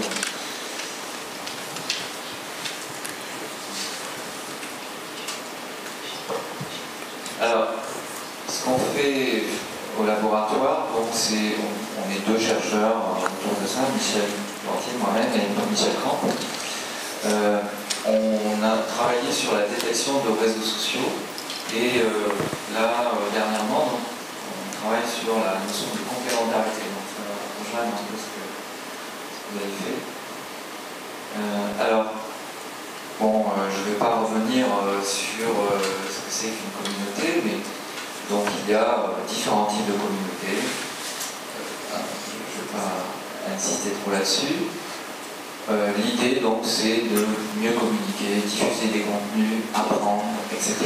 Donc il y a différents types d'objectifs. Alors, nous on distingue deux types disons de réseaux sociaux, ouais, on va appeler ça comme ça, on parle de graphes, ce qu'on appelle les graphes monoparties, donc uniparties. Donc les graphes monoparties ou uniparties, ce sont des graphes dans lesquels il y a deux types d'objets, des sommets et des arêtes. Donc c'est le cas par exemple les liens d'amitié sur Facebook ou bien les liens d'affinité dans un club de karaté ou d'autres choses comme ça. Donc les sommets, c'est-à-dire les personnes, sont directement reliés à d'autres personnes. Et puis il y a le deuxième type de réseau ou de graphes, c'est ce qu'on appelle les graphes bipartis, qu'on peut étendre à ce qu'on appelle des graphes multipartis, c'est-à-dire les gens où les sommets ne sont pas reliés directement, ou plus exactement, il y a deux types de sommets. Il y a des individus et des propriétés. Et alors, enfin, dans ce cas-là en tout cas. Donc les individus par exemple, c'est des dames du 19e siècle, un exemple très connu qui s'appelle Women Evans, qui participaient à des tea parties et la seule chose que l'on avait, c'est que ces dames ont participé à tel et tel événement, mais on ne connaît pas les relations entre ces personnes. Donc ça, c'est un deuxième type de graphe. Alors, vous avez la même chose, donc des gens qui appartiennent à un club de karaté, des gens qui appartiennent à un club de natation, etc. Et ou un parti politique. Donc ça peut donner des graphes multipartis, les propriétés étant différentes. Alors, des techniques de détection de communautés, puisque l'idée est de dire, dans ces graphes, est-ce qu'il y a des communautés? Est-ce qu'il y a des groupes intéressants qui sont proches les uns des autres, qui partagent, alors là, je vais revenir un peu aux notions d'agression, c'est-à-dire des valeurs. Et des techniques de détection de communautés, il y en a de multiples formes, il y en a énormément. Alors, il y en a une qui est assez connue, que nous on a utilisée, qui est l'idée d'utiliser la notion de modularité. Alors la modularité, c'est relativement simple, c'est plus de relations à l'intérieur que de relations à l'extérieur. Donc si on a plus de relations à l'intérieur d'un groupe, on est censé avoir un groupe plus intéressant. Voilà, alors ça se traduit par cette formule-là que je ne vais pas commenter parce que j'en aurai pour un petit moment. Et puis derrière, alors la détection de communauté, en soi, c'est un problème exponentiel. C'est-à-dire il y a autant de communautés que d'ensemble de parties dans un ensemble, c'est-à-dire 2 puissance n, et n étant la dimension de l'ensemble. Donc détecter toutes les communautés, c'est quelque chose qui est infaisable en informatique, et donc il y a des algorithmes plus ou moins approchés qui arrivent à trouver quelles sont les bonnes communautés et les mauvaises communautés. Et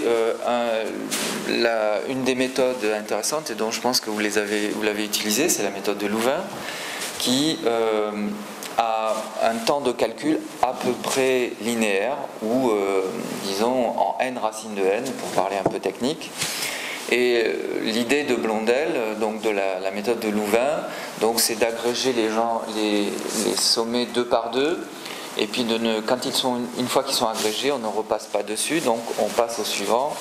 Et donc comme ça, on va simplifier l'algorithme et arriver à quelque chose de linéaire. Et voilà ce que ça donne.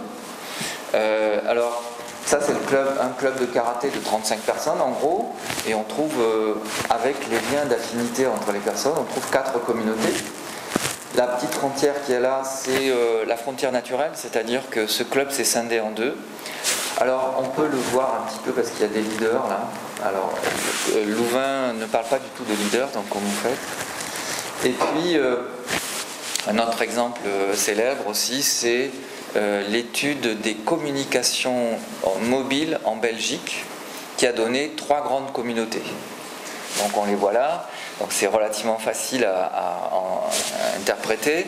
D'abord, je pense que ça s'interprète sous la forme de la langue, mais ce que l'on voit, c'est qu'avec une information un peu frustre, c'est-à-dire juste les communications, c'était même pas le contenu des communications, c'est telle personne a appelé telle personne à tel endroit, et ça a suffi pour trouver des communautés. Alors ils s'en sont servis, alors je ne sais pas si l'exemple n'y est pas ici, mais ils s'en sont servis par exemple pour détecter les différents types de criminalité dans une ville comme Bruxelles. Après, Louvain a une particularité, c'est qu'il fait ce qu'on appelle du partitionnement, c'est-à-dire que l'algorithme trouve une personne par communauté, enfin une communauté par personne, pardon. Donc évidemment, la réalité, c'est le recouvrement, c'est-à-dire que chaque personne appartient à différents mondes, à différentes partitions, différentes communautés. Et là, on rentre dans un autre enjeu qui est, ce petit schéma là montre un exemple célèbre donné par le fondateur de la théorie des hypergraphes, qui s'appelle Claude Berge, qui a parlé d'hypergraphe et d'hyperarête. Alors, une hyperarête, c'est une arête, c'est-à-dire disons quelque chose qui relie 2 sommets, sauf que dans une hyperarête, on relie plusieurs sommets. Donc, on est dans une dimension un peu plus complexe dans ce problème-là. Alors, nos travaux ont repris largement les travaux de Louvain. D'abord, la première étape, c'était de dire on traduit un graphe biparti en graphe monoparti. C'était l'idée de trouver, quand les gens partagent des choses, de dire on mesure une certaine distance entre ces personnes. Donc du coup, on a une arête, on calcule une nouvelle arête entre ces personnes, et donc on fait un graphe monoparti, et après on raisonne sur ce graphe monoparti.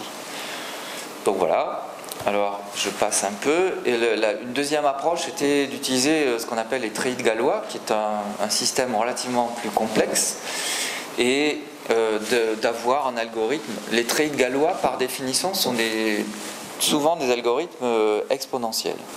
Et donc nous, on avait essayé d'utiliser une partie des treillis de Galois pour arriver à un algorithme en n ou en n au carré au maximum. Donc voilà, ça c'est une deuxième phase. Et puis voilà, alors ce que ça peut donner sur un grand graphe, un nombre de... Donc c'est très difficile à exploiter, hein, un nombre de communautés par auteur, un nombre moyen d'auteurs par communauté. L'idée qu'il y a derrière ces chiffres, là, c'est pas tellement de les montrer, c'est de dire que quand on a un réseau où il y a 100 000 personnes d'un côté et 100 000 articles de l'autre, ou 100 000 éléments de l'autre, représenter tout ça devient plus compliqué. Donc la problématique, elle est là, la visualisation. Et puis ensuite, donc, on a mis au point une méthode un peu plus originale qui a l'avantage de traiter tous les types de graphes, monopartis, bipartis, orientés, pondérés, de la même façon, de les traduire sous une forme qui permet de les exploiter de façon unique. Et évidemment, on a utilisé la méthode de Louvain en premier pour faire des communautés. Alors je passe un petit peu. Et à partir de là, on a imaginé, la méthode de Louvain est une méthode de partition. Alors ça, on peut le voir dans ce graphe ici, la première ligne montre dans ce type dans ce réseau, qui était un ensemble de photos de mariage. À partir des photos, on a fait un graphe et on a détecté les communautés par Louvain et ça donne la première ligne, c'est-à-dire des communautés où chaque personne appartient à une communauté. En particulier, les mariés appartenaient à une seule communauté. Et donc on a mis au point quelques mesures qui permettent de mesurer ce qu'on appelle le recouvrement, c'est-à-dire la capacité de chacun à appartenir à plusieurs communautés avec un certain ratio. Donc on le voit avec les couleurs ici. Donc on voit par exemple que cette personne-là appartient à 13/28e, à la 3e communauté ou la 4e communauté. Donc l'idée, elle était là de mesurer un peu la notion de recouvrement. Donc on a été un tout petit peu plus loin. Alors, un autre exemple avec le club de karaté, où on voit les recouvrements. Ça, c'est un compte Facebook. On voit donc la première colonne, donc là on l'a inversé, c'est en vertical. On voit des communautés dans un compte Facebook. C'est un élève qui nous a prêté ses photos, prêté son compte. Et alors, ce qui est très intéressant dans ce truc-là, c'est qu'on a mesuré le recouvrement uniquement sous forme de couleur, parce qu'il y a quand même 300 personnes et plus de 1000 photos, donc c'est plus difficile à visualiser déjà. Mais ce qui est très intéressant, c'est qu'il y a peu de recouvrement par ici. Alors ça, c'est intéressant, ça veut dire que cette personne-là, avec plusieurs vies très différentes, et effectivement, on le voit quand on regarde les photos. Cette personne-là était d'abord dans un lycée militaire, puis est venu dans une faculté, puis dans une autre faculté. Il a passé des vacances avec des copains. Et tout ça, ça se traduit sous la forme de communauté dans laquelle on voit ces différentes situations. Parce que alors, il y a quand même un point fort dans l'histoire, c'est qu'une photo, c'est un lien très fort finalement, parce que les personnes sont ensemble, au même endroit et en même temps. Donc prendre une photo entre plusieurs personnes, c'est vraiment un lien très fort. Donc du coup, voilà ce que ça donne.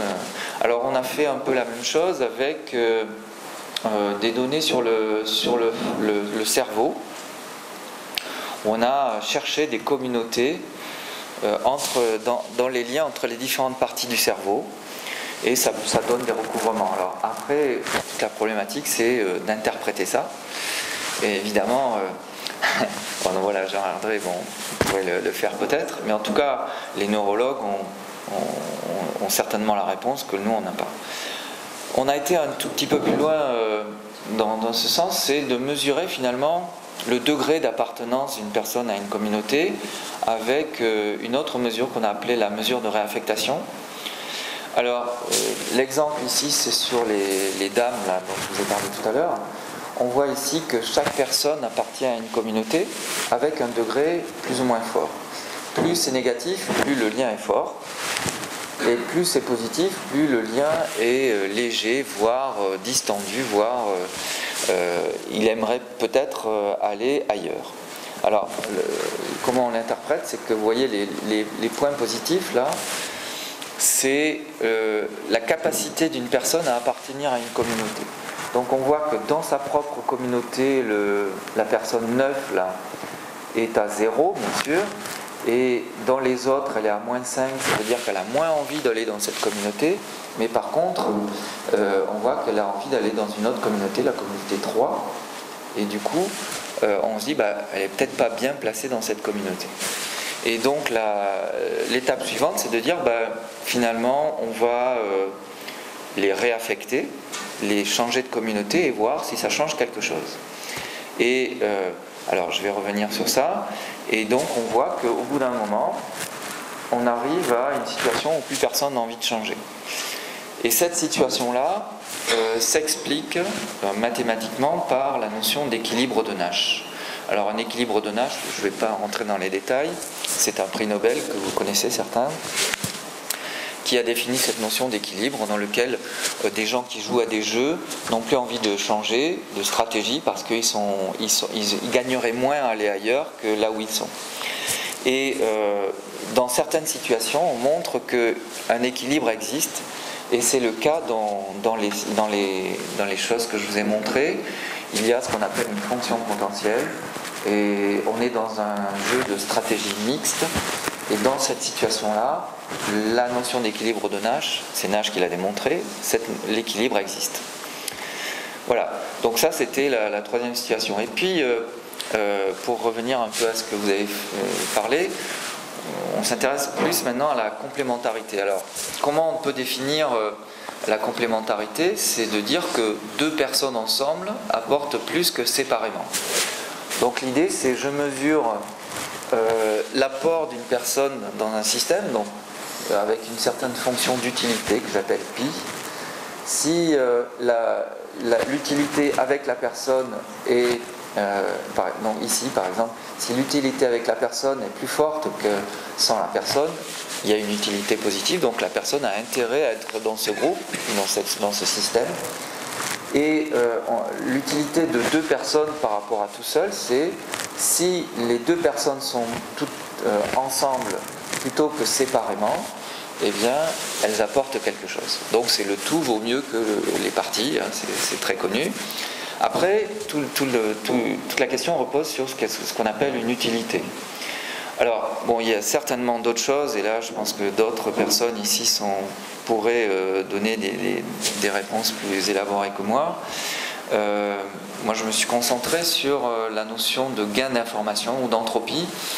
Alors, le gain d'information, c'est utilisé en text mining. On dit qu'un mot a une capacité à être discriminant dans un corpus. C'est-à-dire que si il arrive à distinguer des textes ou des documents les uns par rapport aux autres, il a une utilité à rester là et à être utilisé pour faire du tri dans les documents ou du tri dans les thématiques du document.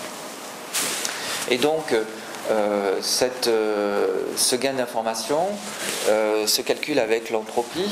L'entropie, c'est une mesure. On peut l'utiliser de différentes façons, mais l'idée, c'est que quand les éléments sont répartis de façon uniforme, eh bien, la quantité d'informations qu'il faut pour les représenter est plus grande. Donc l'entropie, dans ce cas-là, est plus grande. Alors, on suppose qu'on est entre 0 et 1, que ce sont des probabilités, donc tout ça, ce sont des hypothèses de départ. Et dans ce cas-là, l'entropie varie entre 0 et 1, et elle est maximum quand les éléments sont équiprobables. Et donc on va utiliser cette notion d'entropie pour mesurer la quantité d'informations qu'apporte un élément par rapport au système. Si, quand il est présent, l'entropie est plus faible que quand il n'est pas présent, eh bien ça veut dire que cet élément-là apporte de l'information. Voilà en gros le raisonnement. Et on a utilisé ça comme mesure d'utilité, la mesure pi de tout à l'heure. Et voilà ce que ça donne. Alors je ne vais pas expliquer le calcul.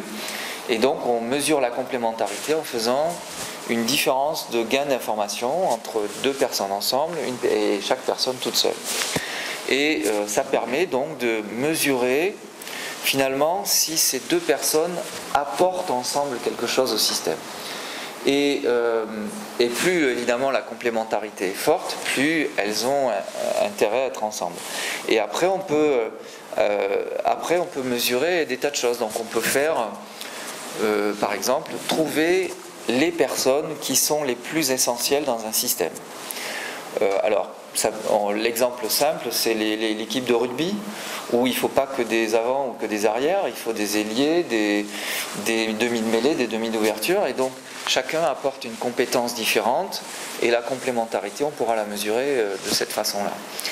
Et puis, alors là, les travaux sur lesquels on est actuellement, c'est finalement, est-ce qu'on peut trouver un certain équilibre, un certain point de stabilité, où on a trouvé une espèce d'optimum entre la complémentarité des personnes.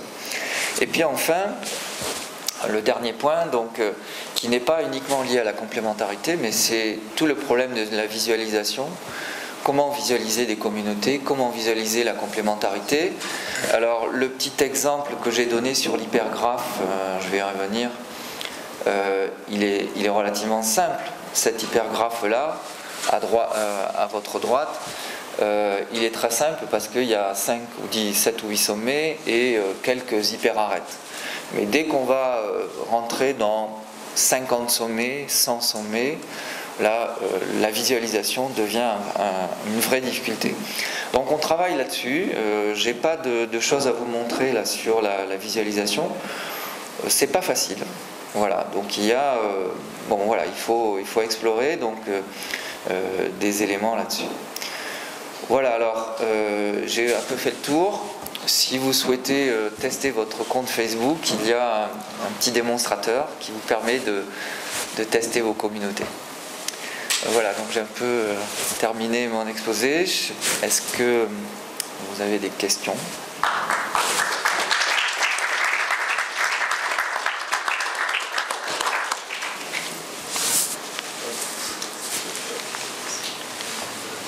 Il y a un peu à faire entre ce que si vos valeurs, en fait, le système de valeurs, c'est les propriétés, parce que tu as appelé propriétés, c'est vos valeurs à vous. Est-ce que dans votre problématique, est-ce que toutes les coalitions de valeurs sont possibles? C'est-à-dire que tout sous-ensemble de valeurs a un sens, ou bien est-ce qu'il y a déjà on pourrait déjà ordonner, on pourrait mettre un ordre partiel sur les systèmes de valeurs? Il y a des valeurs qui sont incompatibles, ça n'existe pas, ça n'aura pas de sens. Donc ça voudrait dire qu'il y aurait déjà des relations, un système de relations entre les valeurs, et du coup, il faudrait intégrer dans ce qu'a proposé Michel, ces contraintes sur le système de propriété. D'accord? Donc ça veut dire qu'on se retrouve non seulement avec un tripartite, mais en plus avec des arcs qui ne sont pas tous de la même couleur. Ça rejoint un concept que j'aime beaucoup d'Alain Badiou, qui m'a beaucoup inspiré dans ce travail, qui est le processus de vérité.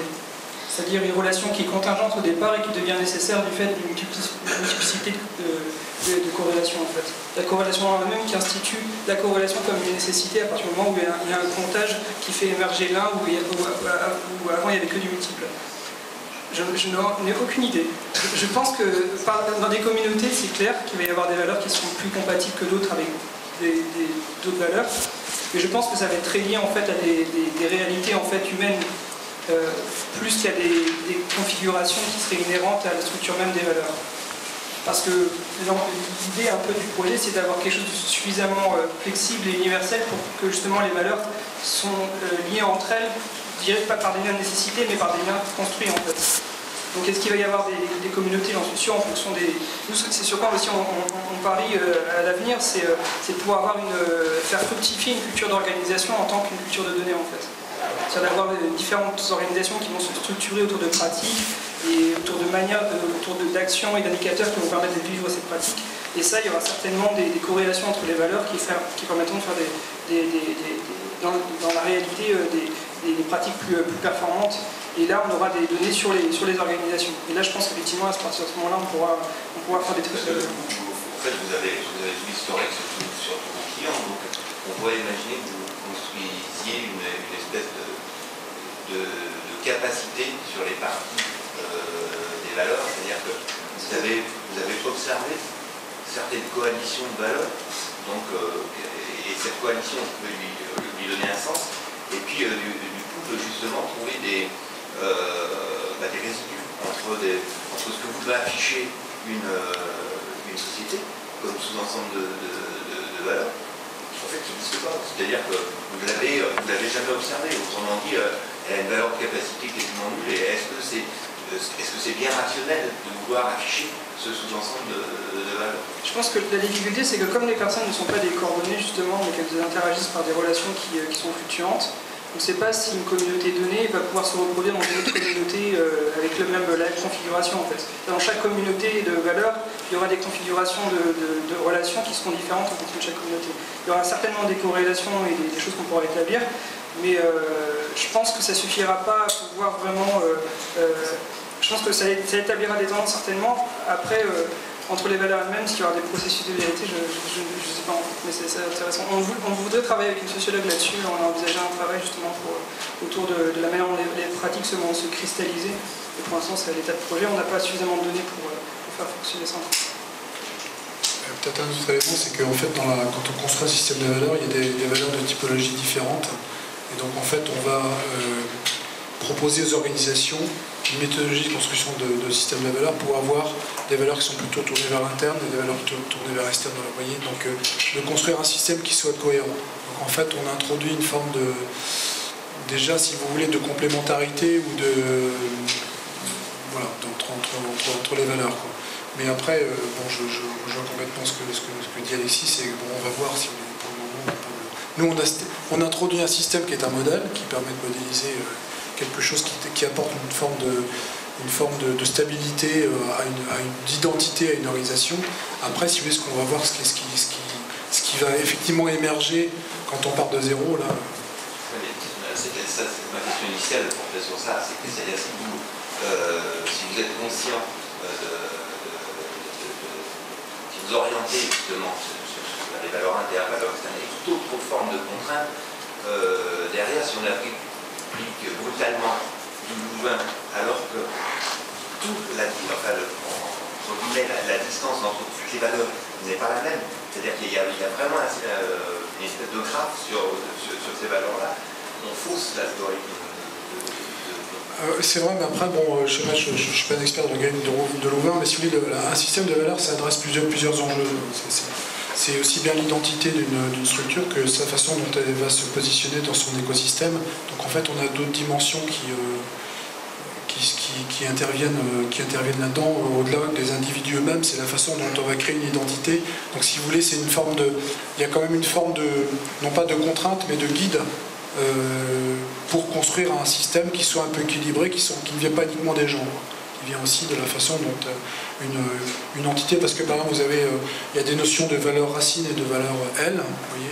Donc les valeurs racines c'est les valeurs existantes, les valeurs L c'est les valeurs dans lesquelles on peut se projeter, et très souvent c'est plutôt une direction qui va dire voilà les valeurs L qui sont des L au sens voilà les valeurs dans lesquelles on doit construire, parce qu'on s'aperçoit que par exemple il faut qu'on se tourne, on peut être une organisation qui doit se tourner vers des clients davantage, vous voyez, voilà, on peut avoir des, donc on va tirer un petit peu le truc pour faire en sorte que les gens prennent conscience de ça, et voilà, vous voyez, donc c'est un petit peu une somme de différents paramètres.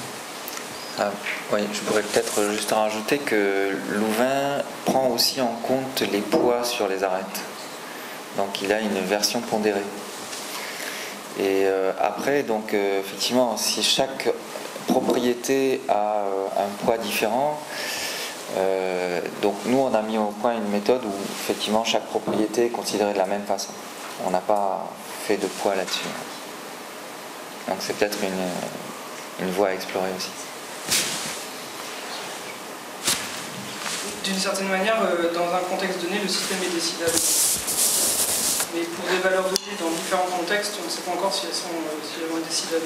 Et a priori, il est forcément décidable d'une certaine manière, mais même logiquement, en fait, il est décidable. C'est-à-dire derrière les algorithmes, il y a des fonctions qui ont une forme de transitivité et qui ont une forme surtout de complétude en fait, dans le mécanisme. En fait, la fonction d'énergie, elle ne s'étale pas de 0 à l'infini, elle est encadrée dans des cardinaux en fait, qui sont établis pour chaque valeur, et du coup, il y a un ordre en fait. Et cet ordre-là, il dépend en fait à chaque fois de modularité justement qui elle, on ne sait pas encore si elles vont vraiment être interchangeables et si on peut avoir une forme de décidabilité sur les différents réseaux.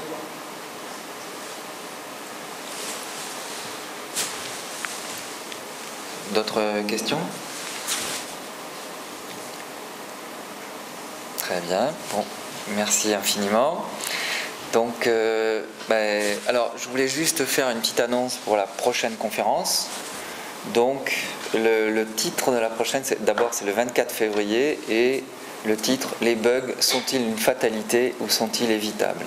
avec Thomas Lambolet et Jean-Raymond Abrial. Voilà. Merci infiniment d'avoir assisté à cette conférence, et on vous convie à une petite collation à la sortie. Merci.